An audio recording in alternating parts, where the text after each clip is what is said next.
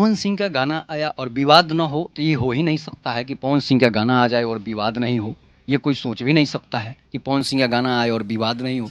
मैं आपको इसलिए बता रहा हूँ कि अब गोलू राजा ने आरोप लगा दिया है कि पवन सिंह ने मेरे गाने चोरी करके गा दिए हैं। तो भाई पवन सिंह तो चोरी करते नहीं हैं, पवन सिंह तो चोर हैं नहीं। चोर में खेसारी लाल का नाम आता है कि दूसरे दूसरे छोटे छोटे कलाकारों के गाने जो है उठा के गा देते हैं और खेसारी लाल का भाई हिट हो जाता है गाना, छोटे कलाकार पड़े रह जाते हैं। ये छोटे कलाकारों को दबाने की कोशिश होती है। लेकिन पवन सिंह क्या किए हैं कि पवन सिंह की गलती नहीं है। अगर चोरी करके अगर गाने का जो सवाल उठता है उसमें क्या है कि आशुतोष तिवारी हैं। लेखक जो गाने का कौन है? आशुतोष तिवारी है। आशुतोष तिवारी जब गाना लिखते हैं तो गोलू राजा को देते हैं।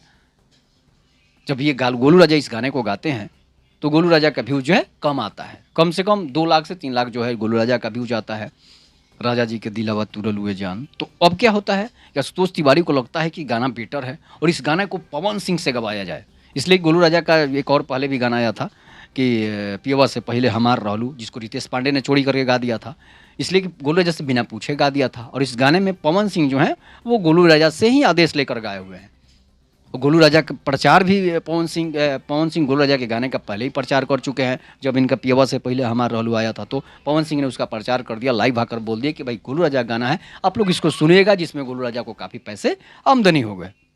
अब क्या होता है कि पवन सिंह इस दिलवा तुरल हुए जान पर आते हैं तो इसमें क्या होता है कि आशुतोष तिवारी जो है वो अपने फ़ायदा के लिए जो है वो पवन सिंह को गाने गवा देते हैं। और पवन सिंह का जब गाना आता है तो गोलू राजा भी पीछे पीछे उसमें खींचे चले जाते हैं और गोलू राजा के गाने का भी 31 मिलियन के करीब या 31 लाख व्यू चला गया है।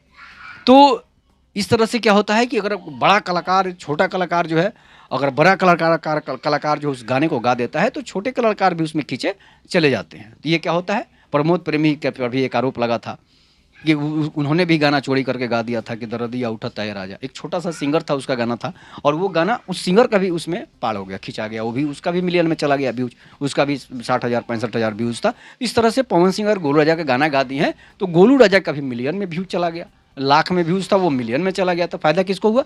गोलू राजा का हुआ। गोलू राजा भी चर्चित हो गए। गोलू राजा तो अभी फिलहाल बैठे हुए हैं, गाना गाते हैं तो चर्चित नहीं होता है जितना कि स्टेज प्रोग्राम में चर्चित हो जाते हैं। इसलिए पवन सिंह को इसमें चोरी का जरा सा भी आप लोग इल्जाम नहीं लगा सकते हैं। इसमें आशुतोष अगर गलती है तो किसी की, आशुतोष तिवारी अपने लाभ के लिए गलती कर दिए हैं। बाकी आर्या शर्मा भी इसमें म्यूजिक दिए थे और इसमें म्यूजिक जो है प्रियांशु सिंह का है। तो ये चीज़ होता है कि आपस में अगर बड़े बड़े कलाकार या छोटे कलाकार अगर गाने को भी गाते हैं तो उसमें एक फ़ायदा हो जाता है छोटे कलाकार को। तो इसमें पवन सिंह पर आप क्या आरोप लगा सकते हैं कि पवन सिंह ने गलती की है? नहीं, पवन सिंह का कोई इसमें गलती नहीं है। तो इस पर आप अपनी प्रतिक्रिया जोड़ दीजिएगा। तब तक के नमस्कार, जय हिंद, जय भारत, जय श्री राम।